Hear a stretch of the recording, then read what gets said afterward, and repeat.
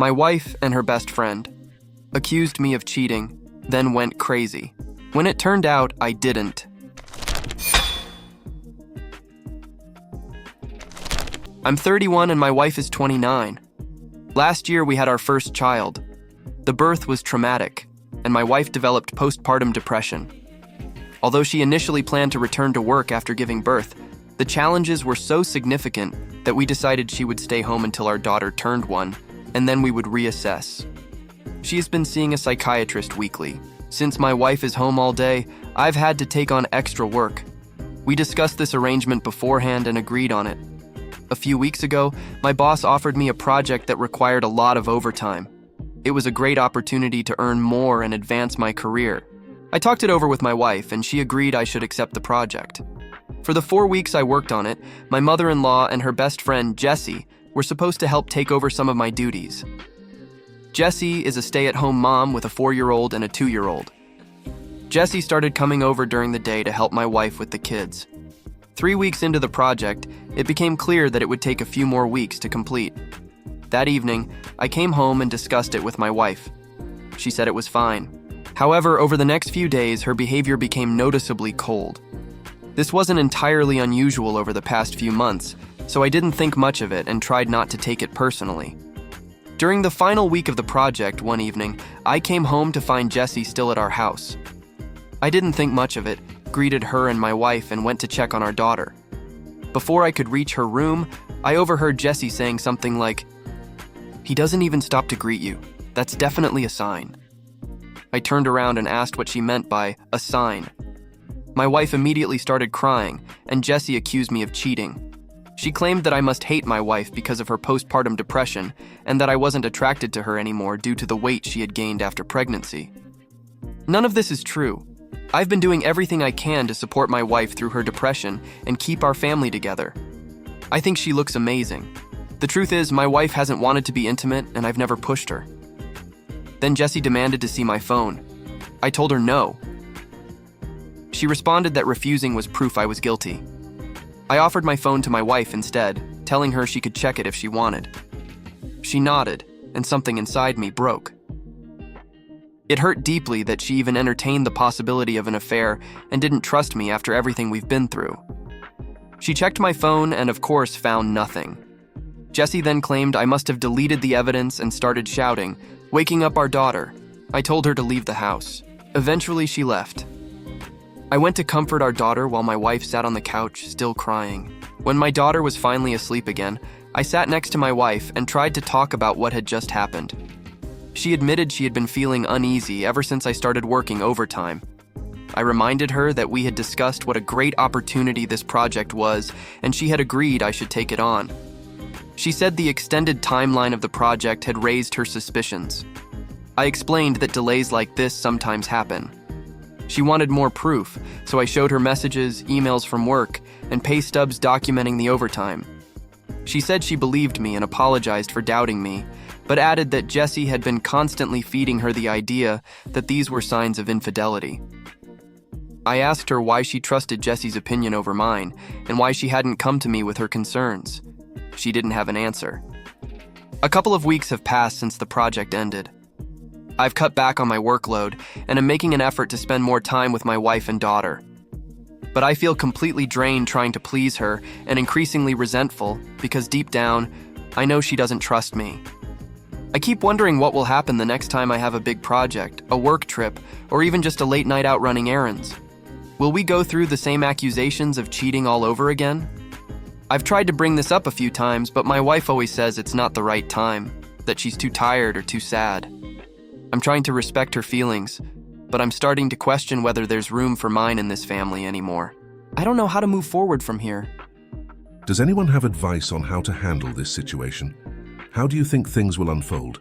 Share your thoughts in the comments and let's continue the discussion. 4 days later.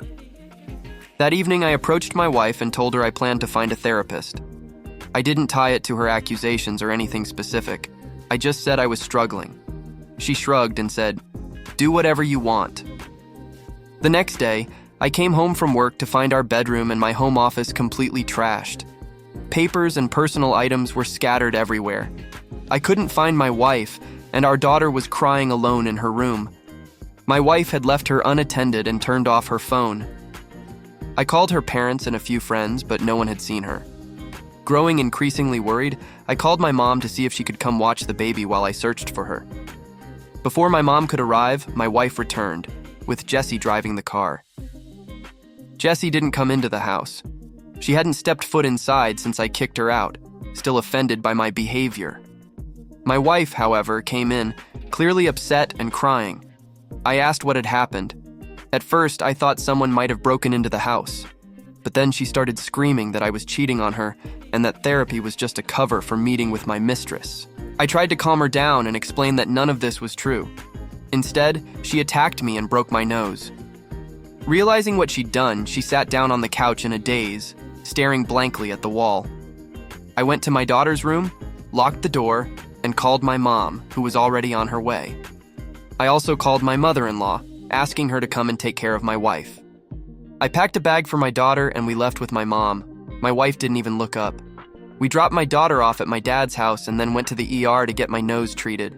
I ended up bleeding all over my mom's new Subaru. Right now, my daughter and I are staying with my parents temporarily, while my wife is staying with hers. I'm considering filing for a restraining order against Jessi. My wife and I are separating. I still love her, but I can't live with someone who hurts me and might harm our daughter.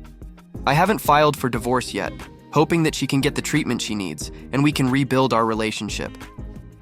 My in-laws told me they're exploring inpatient treatment options for her at a local hospital. I've documented all of this chaos in case of a future custody battle. My heart is breaking because I know this isn't truly my wife. It's her mental health issues. But I have to protect myself, our daughter, and give her the space she needs to heal. I hope this is the right decision. Ultimately, I've decided I need to report this incident to the police to protect my daughter. I'm on my way to the station now. 3 days later. My wife passed away early Monday morning. Convinced by her friend Jessi that I was having an affair, which I wasn't, she completely lost her grip on reality. She was staying with her parents, who had planned to admit her to an inpatient treatment facility on Monday. On Sunday evening, she came to my parents' house and demanded I hand over our daughter. I refused, citing how she had left our daughter alone for hours the last time and physically attacked me. I offered to let her come in and spend time with our daughter under the supervision of me and my parents, but she refused. She was upset, but eventually left. A few hours later, she crashed her parents' car into a tree and died. Yesterday, Jessi came to visit our daughter and me. After crying, she informed me that she planned to speak at my wife's funeral. She had already arranged this with my wife's parents, but wanted to inform me as a courtesy. I told her she wouldn't be speaking. We argued and she left, calling me a jerk and adding that I'm not the only person who loved my wife.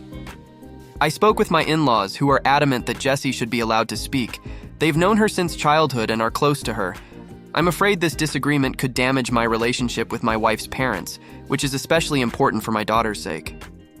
However, the thought of Jessi standing at the funeral makes me physically ill. I can't imagine listening to her speak, knowing that she contributed to my wife's mental decline and took her away, leaving my daughter behind. I don't know how to handle this situation.